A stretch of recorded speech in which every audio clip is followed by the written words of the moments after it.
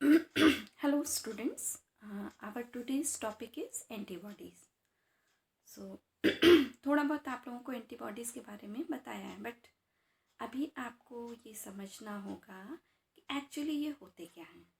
So these antibodies are actually proteins that recognize and bind to a particular antigen with very high specificity. Specificity से मतलब ये है कि किसी भी पर्टिकुलर एंटीजन के अगेंस्ट जो एंटीबॉडीज़ का फॉर्मेशन होता है वो स्पेसिफिक होता है, उसी पर्टिकुलर एंटीजन के साथ ही वो बाइंड करेगा, किसी और के साथ नहीं जिसके अगेंस्ट वो इसका फॉर्मेशन हुआ है. सो these are made in response to exposure to the antigen, and one virus or microbe may have several antigenic determinants to which different antibodies may bind. तो कोई भी माइक्रोब्स जो होता है उसमें कई सारे एंटीजेनिक डिटर्मिनेंट साइट्स होते हैं जिनसे कि बहुत सारे एंटीबॉडीज बाइंड कर सकते हैं, अलग अलग antibodies. Okay, so each antibody has at least 2 identical sites that bind antigen, और इसको हम क्या कहते हैं, एंटीजन बाइंडिंग साइट्स. तो ये कहाँ होता है, एंटीबॉडीज में होता है. ठीक है, 2 आर्म्स जो वाई शेप्ड होता है ना, तो उसके 2 आर्म्स में दोनों में टिप पर एंटीजन बाइंडिंग साइट्स होते हैं. So valence of an antibody, number of antigen binding sites, and mostly they are bivalent. तो आपको याद रखना होगा, वैलेंस की अगर बात आती है एंटीबॉडी की, जिस तरह से हमने एंटीजन में आपको बताया था उसी तरह से एंटीबॉडीज़ में भी होते हैं. सो इनकी ये यूजुअली बाईवैलेंट होते हैं. They belong to a group of serum proteins called immunoglobulins. तो ये इम्यूनोग्लोब्युलिन्स, इनको हम इस तरीके से, जो सीरम में प्रोटीन्स प्रेजेंट होते हैं एक्चुअली उनको हम इम्यूनोग्लोब्युलिन्स कहते हैं. That is why these antibodies also known as immunoglobulins. So किस तरह से हम इसको प्रॉपर वे में डिस्क्राइब करेंगे. Antibodies are the antigen binding groups, नहीं, एंटीजन बाइंडिंग जीपीज. जीपीज का मतलब हो गया ग्लाइकोप्रोटीन्स. उधर प्रोटीन बोला तो प्रोटीन के साथ में कुछ कार्बोहाइड्रेट्स भी उससे लगे होते हैं. That is why they are glycoproteins. Actually proteins हुए बट उनके साथ में कार्बोहाइड्रेट्स के ग्रुप्स भी लगे होते हैं. सो इनको शॉर्ट में हम जीपीज बोलते हैं, जीपीज और glycoproteins. So antibodies are the antigen binding GPs और glycoproteins synthesised by B cells. कहाँ से सिंथेसिस होता है, बी सेल्स के द्वारा. इन मिलियन नहीं, इन बिलियंस ऑफ फॉर्म्स. बहुत सारी वैरायटी होती है, ठीक है, billions of forms, each with a different amino acid sequence. जितने भी एंटीबॉडीज होते हैं सबके एमिनो एसिड सीक्वेंसेस जो होते हैं वो अलग अलग होते हैं. And a different antigen binding sites collectively called immunoglobulins. So इतनी सारी प्रॉपर्टीज एक साथ मिलकर के हम उसको क्या नाम दे रहे हैं, इम्यूनोग्लोबुलिन्स का, क्योंकि ये सीरम में प्रेजेंट होते हैं. That is right, these are also known as immunoglobulins and most abundant in blood. So इसकी definition हो गई. Now basic structure. So come to the basic structure of antibody or immunoglobulin. So first of all, it is Y-shaped molecules with 2 identical antigen binding sites. तो जो antigen binding site मैंने बोला कि ये 2 arms जो होते हैं, सो इसके टिप पे यहाँ और यहाँ, इन दोनों जगह पे एंटीजन बाइंडिंग साइट्स होती है. सो एक्चुअली ये क्या होते हैं, दोनों आइडेंटिकल होते हैं, मतलब जैसा ये होगा वैसा ही ये भी होगा. ये दोनों आइडेंटिकल मीन्स एक जैसे, सेम होते हैं, या ट्विंस कह लीजिए, है ना. So both are identical and antigen binding sites at the tip of each arm of Y, so they are bivalent. That is why they are also known as they are bivalent. इनकी valence क्या होगी, ये bivalent होंगे. Now monomer, सबसे पहला point क्या है, monomer होते हैं, ठीक है. So a flexible Y shaped molecule with 4 protein chains. आपको क्या याद रखना है, 4 protein chains, two identical light chains and two identical heavy chains, तो हम इसको बोलेंगे monomer. Okay. Variable reasons. Two sections at the end of Y arms contain the antigen binding sites, जिसको कि हम FAB बोलेंगे. ठीक है. सो वेरिएबल रीजन्स में दो सेक्शंस ऐसे होते हैं वाई आर्म्स के, जिसको कि हम आपको अभी जस्ट इसके पहले भी बताया, तो उसको हम फैब बोलेंगे. FAB, fragment of antibody. Okay, क्योंकि उसके टिप पे फ्रैगमेंट जैसे होता है. ठीक है. और ये आइडेंटिकल होते हैं. So identical on the same antibody but very from one antibody to another.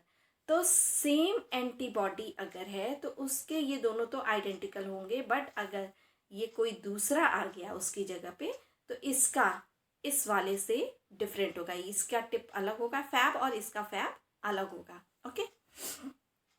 Now constant reasons.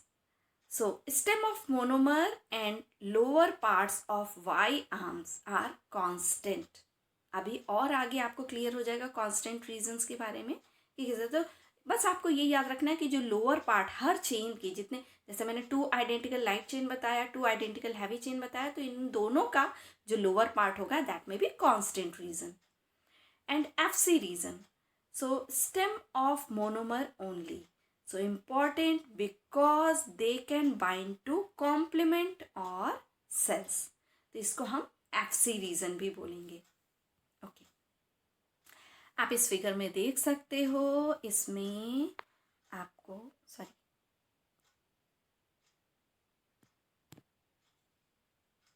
इसको थोड़ा सा एनलार्ज करते हैं. देन आप देखिए ऊपर की तरफ. पहले तो आप चेन्स पे आइए. जो मोनोमर बोला 2 हैवी एंड 2 लाइट चेन्स, तो आपको पर्पल कलर में 2 चेन्स दिख रहे हैं. सो इनमें आपको ऊपर की तरफ वेरिएबल रीजन दिख रहा है. V लिखा है ना, दैट इज वेरिएबल रीजन, यानी कि light purple colour. And dark purple colour जो है that is constant region. Okay. In the same way आप लाइट चेन्स देखो दोनों साइड में है ऊपर के आर्म से. ठीक है. जो ये वाई शेप है उसके पास में. सो ये लाइट चेन्स कैसे हैं? एक पहली बात तो ये छोटे हैं हैवी चेन से छोटे हैं. दूसरा ये कि इनमें भी variable as well as constant region दोनों प्रेजेंट है. बट हैवी चेन का जो कांस्टेंट रीजन है वो ज़्यादा उसमें एमिनो एसिड्स प्रेजेंट है, इसलिए उसकी चेन लंबी है. सो नेक्स्ट इसके अलावा आप देखिए लाइट चेन और हैवी चेन ये दोनों बाइंड कैसे करने हैं? डाई सल्फाइड बॉन्ड्स के द्वारा. तो S और S जो लिखा हुआ है दोनों के बीच में that is disulphide bond. अब इसको अगर हम आगे का जो वेरिएबल रीजन है जिसको कि हम बाइवेलेंट फॉर्म बोल रहे हैं, ठीक है, या फैब बोला. सो ये वेरिएबल रीजन आप देखिए किस तरह का दिखेगा. बहुत ज़्यादा अगर इसको एनलार्ज करते हैं तो आप देखिए लाइट पर्पल कलर आपको दिख रहे हैं जहाँ पर लिखा है एंटीजन बाइंडिंग साइट. तो लाइट पर्पल भी, और साथ में जो लाइट चेन का हिस्सा है लाइट कलर का, लाइट ग्रीन कलर आप कह लो, सो उसके भी मॉलिक्यूल साथ में हैं लगे हुए. ठीक है. ये पूरे एमिनो एसिड्स की चेन है. तो ये दोनों वेरिएबल रीजन आ गए. अब जो येलो कलर का आपको दिख रहा है, ठीक है, दैट इज एक्चुअली एंटीजन, है ना. और उस एंटीजन के आगे की तरफ जो इस फैब रीजन में या वेरिएबल रीजन में अंदर की तरफ उस नॉच में एंटर कर रहा है या फिट हो रहा है, ठीक है, या फिर बाइंड कर रहा है, दैट इज एपिटोप. तो किसी भी एंटीजन का जो एपिटोप होता है लास्ट लेक्चर में आपको बताया था, और ये एपिटोप को हम एंटीजेनिक डिटर्मिनेंट या फिर एंटीजन डिटरमाइनिंग साइट्स भी बोलते हैं.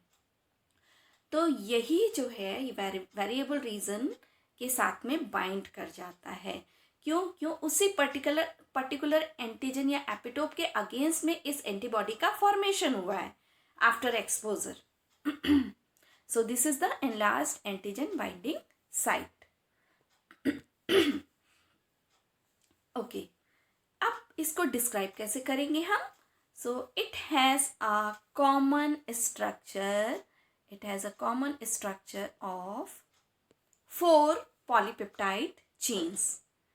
It is a heterodimer, consists of 2 identical light chains और इस लाइट चेन की कैपेसिटी क्या होगी, 220 एमिनो एसिड होंगे इसमें, ओके, एंड 25,000 इसका मॉलिक्यूलर वेट होगा। सेकेंड नंबर पे क्या है, 2 आइडेंटिकल हैवी चेन, सो ये जस्ट डबल है, ओके। सो हैवी चेन में कितने एमिनो एसिड हो गए, 220 का डबल करोगे तो 440 हो गया, so 440 amino acid and molecular weight 50,000। Next, each light chain is bound to heavy, heavy ऊपर की तरफ कैपिटल एच से भी इसको रिप्रेजेंट किया गया, हैवी चेन को कैपिटल एच से। So each light chain is bound to heavy chain by disulphide bridge. तो आपको पीछे अभी दिखाया ही था कि डाइसल्फाइड ब्रिज से ये बाइंड करते हैं light chain and heavy chain एक दूसरे से, and other non covalent linkages and other non-covalent linkages. Thus, antibody is a dimer of heavy and light chain, H and L chain.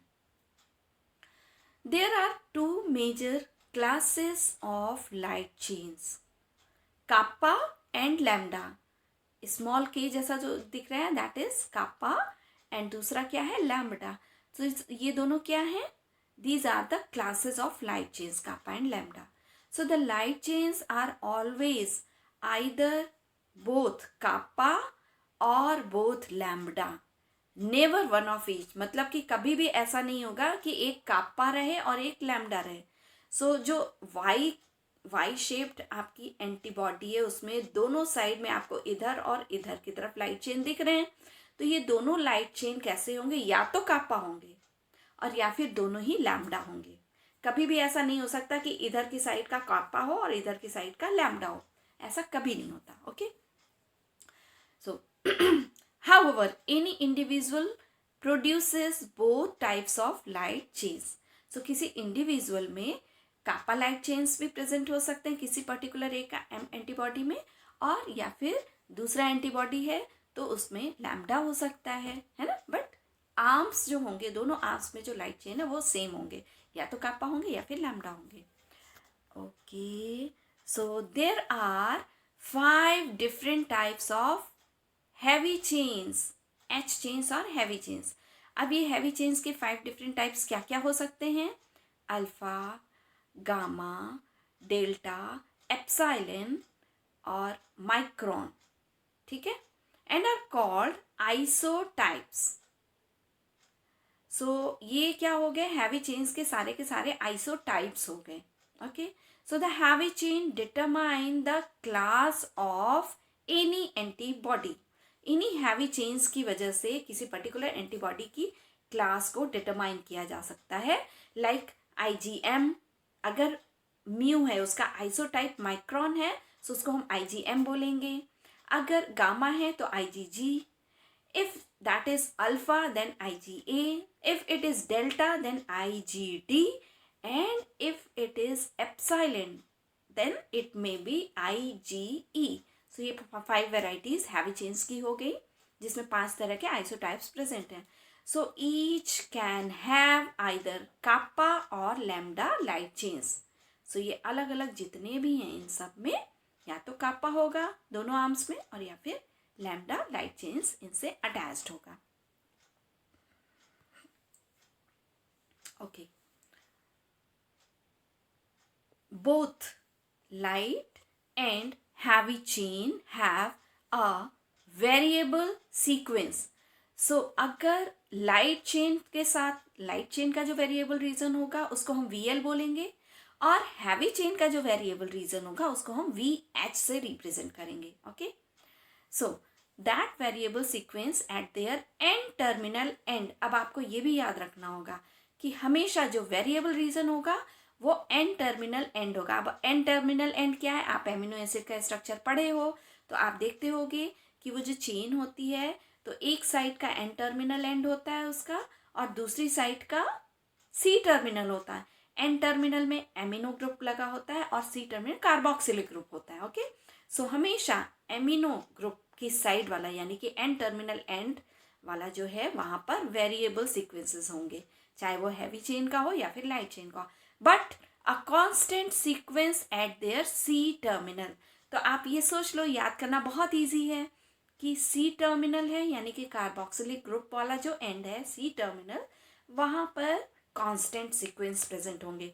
तो जो light chain का constant sequence होगा that may be known as Cl, and heavy chain का constant region जो होगा या constant sequence होगा that may be known as CH। It is the N-terminal ends of the light and heavy chains that come together to form the antigen binding sites। तो ये जो N terminal and होता है light और heavy chain का, जिसको कि हम वेरिएबल रीजन या फैब हमने बोला, so that may be the antigen binding site या fragment of antigen binding site. So 3 small hyper variable regions are also present, so each are near about 10 amino acid residues long। so ये जो hyper variable regions, 3 छोटे छोटे hyper variable regions होंगे और ये सब लगभग 10 एमिनो एसिड रेजिड्यूज की इनकी लेंथ होगी, है ना। In each heavy and light chain, and these chain called complementary determining regions, जिसको कि हम शॉर्ट में CDR बोलेंगे। तो अब याद रखिए कि 3 छोटे छोटे हाइपर वेरिएबल रीजन्स होते हैं जिनको कि हम CDR बोलते हैं, और ये दोनों ही हैवी एंड लाइट चेन दोनों में प्रेजेंट होंगे। सो CDR का फुल फॉर्म क्या हुआ? Complementarity determining regions. सो हम CDR1, CDR2 एंड CDR3 से इसको रिप्रेजेंट कर सकते हैं, जिनमें से CDR3 will be the most variable।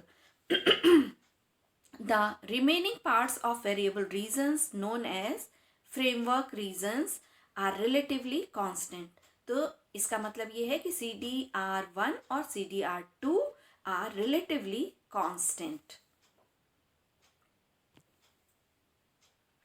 अब आप देखिए आप किस तरह से फिगर को बनाओगी। आपको एंटीबॉडी का स्ट्रक्चर जब बनाना होगा तो आपको किन किन बातों का ध्यान देना है। ओके, सो आप देखिए कि हैवी चेन और लाइट चेन दोनों दिख रही है। ऊपर की तरफ एन टर्मिनल दिख रहा है आपको, है ना, दोनों हैवी एंड लाइट चेन का। That is the antigen binding site. इसके अलावा आप देखिए दोनों हैवी एंड लाइट चेन्स दोनों आर्म पर डाइसल्फाइड बॉन्ड से अटैच्ड होते हैं, जुड़े हुए होते हैं। इसके अलावा जो दोनों हैवी चेन सेंटर में हैं वो भी डाइसल्फाइड बॉन्ड से ही जुड़े होते हैं, और उसको हम क्या बोलते हैं? Hinge region. तो बिल्कुल सेंटर में आप देखिए हिंज रीजन लिखा हुआ है। सो डाइसल्फाइड बॉन्ड से दोनों हैवी चेन्स आपस में कनेक्टेड हैं या जुड़े हुए हैं। सो ऊपर वाला रीजन आपको जो दिख रहा है दैट इज एकदम टिप वाला, वो क्या है? Antigen binding site.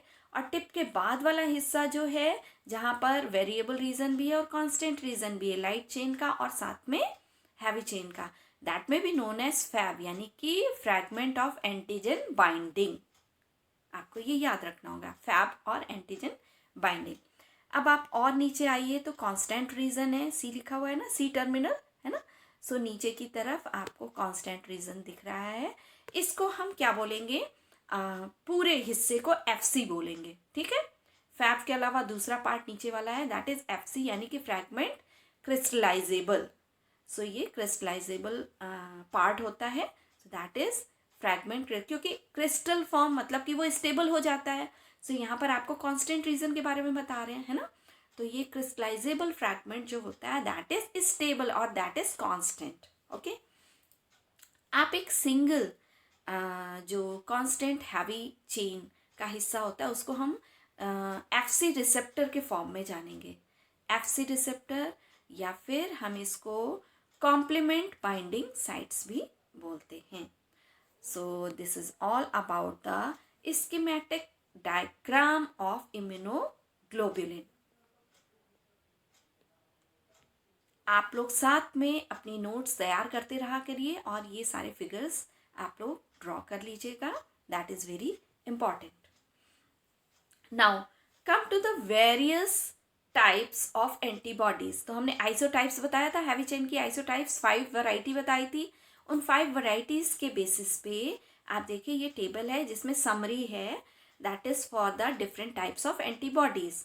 तो एंटीबॉडी टाइप है, देन एंटीबॉडी का परसेंटेज सीरम में कितना है, देन किस जगह पे पर्टिकुलर एंटीबॉडी पाया जाता है यानी कि लोकेशन, देन उसका मॉलिक्यूलर वेट क्या होगा, एंड इसके अलावा कितने नंबर ऑफ यूनिट्स उसमें प्रेजेंट होते हैं, उसका फंक्शन क्या है, एंड क्या दैट पर्टिकुलर एंटीबॉडी क्रॉस कर सकता है प्लेसेंटा को. सो ये सारी इंफॉर्मेशन आपको इस टेबल में मिल रही हैं. सो सबसे पहले हम आ जाते हैं IgM पर. ओके, सो IgM लगभग इसका परसेंटेज जो है 5 to 10% होता है हमारे सीरम में, है ना. तो इस तरह से आप देखिए परसेंटेज वाइज लास्ट में मैं कंपेयर कर दूंगी. अभी आप एक एक एंटीबॉडीज के बारे में समझते जाओ, उसके बाद में समझाऊंगी कि क्या इन सबको कैसे कंपेयर कर सकते हैं. परसेंटेज आपने देखा 5 to 10%. और लोकेशन क्या है, blood and lymph both. Blood में भी प्रेजेंट होगा और लिम्फ को हम क्या कहते हैं, सेकेंडरी सर्कुलेशन भी बोलते हैं ना, सेकेंडरी सर्कुलेटरी सिस्टम भी बोलते हैं लिम्फ को, लिम्फेटिक्स को. अच्छा, नेक्स्ट है मॉलिक्यूलर वेट इसका है near about 9 lakhs. Okay, so number of units इसमें 5 होंगे, सबसे ज़्यादा यूनिट्स IgM में ही प्रेजेंट होते हैं. Okay, so 5 units are present in IgM and इनका फंक्शन क्या है, they are associated with primary response. IgM are associated with primary response and they can not cross placenta. Then come to the next immunoglobulin or antibody, that is IgG. IG का short form ही immunoglobulin है, तो आप antibody को immunoglobulin के नाम से भी जानते हो. और जो कैपिटल G, कैपिटल M ये सब लिखा है, दैट इज द आइसोटाइप के बेसिस पे, है ना. G यानी कि इसका आइसोटाइप क्या होगा, गामा होगा, है ना. तो उसके बेसिस अभी एक और टेबल है उसमें और डिटेल में है. ठीक, तो IgG परसेंटेज इन सीरम कितना होगा इसका, 75 to 80%. ओके, सबसे ज़्यादा IgG प्रेजेंट होता है 75 to 80%. And these are present in blood and lymph and they have 1,50,000 molecular weight and only 1 unit is present and these are associated with secondary responses. IgM primary responses से associated था और IgG is associated with secondary responses and it can even cross placenta. तो केवल यही है जो placenta को cross कर जाता है, यानी कि फीटस का भी प्रोटेक्शन करता है, मदर से फीटस तक. ओके, अब IgA पर आ जाइए. तो लगभग 10 to 15% सीरम में प्रेजेंट होता है एंड ये सिक्रीशंस इन द कैविटीज़, हमारी बॉडी की जो बॉडी कैविटीज़ जो उसमें जो सिक्रीशंस होते हैं उसमें ये प्रेजेंट होता है. And these molecular weight have है 4 lakh. इसके अलावा इसमें 2 यूनिट्स प्रेजेंट होते हैं. तो आपको यूनिट्स के मामले में आपको ये ध्यान रखना होगा कि केवल 2 ऐसे इम्यूनोग्लोबुलिन्स हैं जिनमें कि एक से ज़्यादा यूनिट्स प्रेजेंट होते हैं. पहला तो IgM बता दिया जिसमें 5 हैं, और दूसरा क्या है, दूसरा IgA है जिसमें 2 यूनिट्स प्रेजेंट होते हैं, नंबर ऑफ यूनिट्स होते हैं. सो अभी आप देखिए इसका फंक्शन क्या है, protection of gut, respiratory organs etcetera. So चूँकि ये सिक्रीशंस में प्रेजेंट होता है, दैट इज़ वाई ये जितना भी इनर एपिथेलियम लाइनिंग होता है उसके प्रोटेक्शन के लिए रिस्पॉन्सिबल होता है, और ये प्लेसेंटा को क्रॉस नहीं कर सकता. तो प्लेसेंटा को सिर्फ IgG ही क्रॉस करता है. नेक्स्ट है IgD. D means delta. Isotype क्या होगा, डेल्टा होगा. सो ये बहुत कम क्वांटिटी में प्रेजेंट है, 0.05 to 1%, ओनली 1%. और कहाँ प्रेजेंट है, ब्लड एंड लिम्फ दोनों में. सो इसका मॉलिक्यूलर वेट होता है 1,80,000. ओनली 1 यूनिट इज प्रेजेंट और एज सच इसका फंक्शन उतना नहीं पता है. नेक्स्ट है IgD, सॉरी IgE, E मतलब एप्सिलॉन आइसोटाइप होगा इसका. So it is less than 0.002%. तो सबसे ज़्यादा कम क्वांटिटी में हमारे ब्लड एंड लिम्फ में IgE प्रेजेंट होता है. और इसका मॉलिक्यूलर वेट जो है दैट इज़ 2 lakhs है. एंड इसके अलावा ओनली 1 यूनिट्स प्रेजेंट होते हैं and these are associated with allergies. So allergies का नाम आए तो आपको IgE ध्यान में रखना होगा और ये प्लेसेंटा क्रॉस नहीं करते हैं. सो अब दूसरी टेबल पे हम आते हैं. सो इसमें आप देखो, इस टेबल में this is the table for the chain composition of the 5 immunoglobulin classes. Okay, so IgG heavy chain है तो इसका चेन का कॉम्पोजिशन क्या होगा, IgG का गामा होगा, है ना, यानी आइसोटाइप. तो हैवी चेन इसका क्या होगा, gamma. And number of constant heavy IgG domain 3 होंगे इसमें, ठीक है. एंड इसके अलावा सब क्लासेस क्या होंगे आपको ऑलरेडी बताया था. सो इसमें गामा 1, गामा 2, गामा 3, गामा 4 ये चारों ह्यूमन में प्रेजेंट होते हैं. और अगर माउस की बात की जाए तो उसमें gamma 1, gamma 2A and gamma 2B and gamma 3 ये माउस में प्रेजेंट होते हैं. लाइट चेन की अब बात अगर करें तो लाइट चेन इसमें काप्पा और लैम्डा होगा, है ना, यानी दोनों आर्म्स पे या तो काप्पा होगा या फिर दोनों आर्म्स पे क्या होगा, लैम्डा होगा. जे चेन्स इनमें प्रेजेंट नहीं होता है. ओके, क्यों, अब ये भी देखिए जे चेन की क्या इंपॉर्टेंस है. हमने आपको जो यूनिट्स बताए कि जैसे IgM में बताया कि 5 यूनिट्स होते हैं, तो ये 5 यूनिट्स आपस में जुड़ेंगे ना तो वो जे चेन से जुड़ते हैं. सो जहाँ पर एक से ज़्यादा यूनिट्स होंगे सिर्फ वहाँ पर जे चेन प्रेजेंट होगा. तो IgM में और IgA में, IgA में 2 यूनिट्स बताया आपको तो वो दोनों यूनिट भी तो आपस में जुड़ेंगे ना. तो IgM एंड IgA में जे चेन्स भी प्रेजेंट होंगे. तो यहाँ पर एक ही यूनिट है, सिंगल यूनिट है, that's why J chain is absent. So molecular formula इसका क्या होगा, इसका फॉर्मूला होगा गामा कापा, है ना. सो गामा 2 कापा 2 या फिर गामा 2 लैम्डा 2 ही है ना. ओके, ठीक.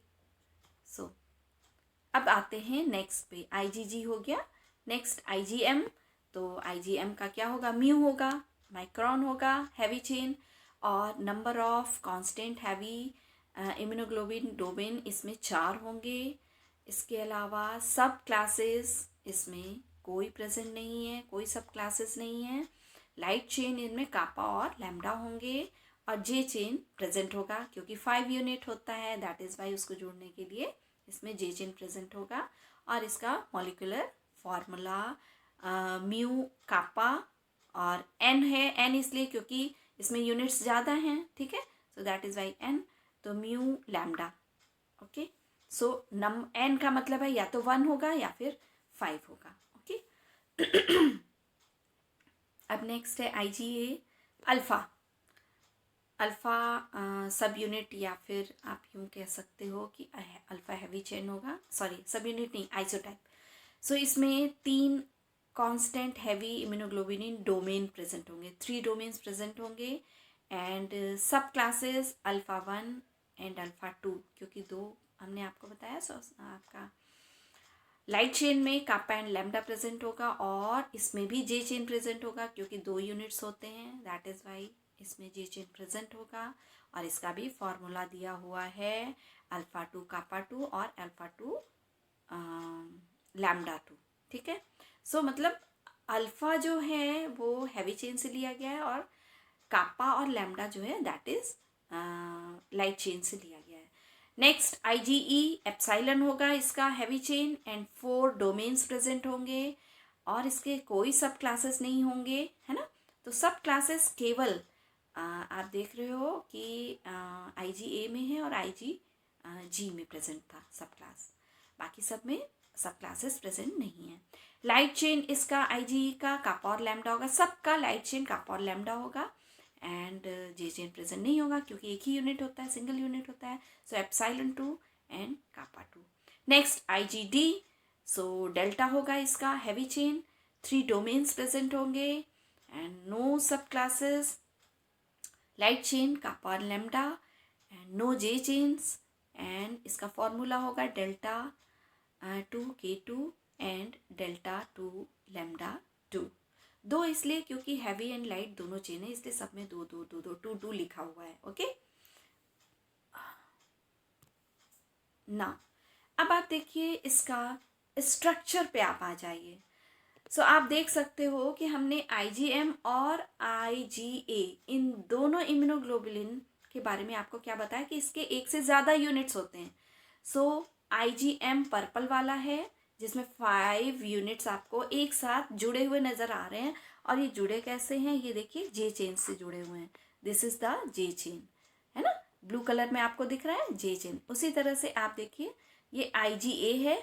IgA डाइमर होता है और IgM पेंटामर होता है. सो IgM जो डाइमर है उसमें देखिए आप वाई शेप्ड आपको दिख रहा है. हिंज रीजन भी दिख रहा है. जो हैवी चेन होते हैं वो आपस में जुड़ते हैं, हिंज रीजन पे जुड़ते हैं. ठीक है. और उसके अलावा 2 यूनिट्स जो हैं वो आपस में जे चेन से जुड़े हुए हैं. ये देख लीजिए आप. क्लियर है. ऑरेंज कलर वाला IgA हो गया डाइमर क्योंकि 2 यूनिट्स हैं. और IgM पेंटामर. अब आप देखिए यहाँ पर आपको सारे पेंटामर में डाइसल्फाइड बॉन्ड्स नज़र आ रहे हैं. ठीक है, आपस में. लेकिन फाइनली एट द एंड ये कैसे जुड़े हुए हैं, ब्लू कलर का आपको जे चेन नज़र आ रहा है. ठीक है. सो ये आपस में ये एक साथ मिल करके यूनाइट हो गए और पेंटामर का फॉर्मेशन कर रहे हैं. So this is the IgM और पेंटामर.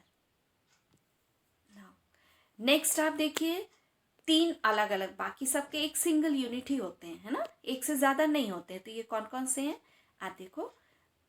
ब्लू कलर में आपको IgG दिख रहा है, उसका हिंज रीजन भी आपको नज़र आ रहा है. ठीक है. उसी तरह से IgD है. सो IgD ग्रीन कलर का है. इसका आप देखिए सबका हिंज रीजन अलग अलग है, ये आप ध्यान दीजिए, है ना. इसका ब्लू में अलग है, IgD में अलग तरह से है, रिप्रेजेंट कर रहा है हिंज रीजन. और IgE का अलग तरह का है. सो यही इसका आप देखिए इनमें डिफरेंसेस रिप्रेजेंट कर रहा है. बाकी सारी चीज़ें सेम होती हैं. Okay, so this is all about today's antibody or immunoglobulin. So we will discuss in next lecture.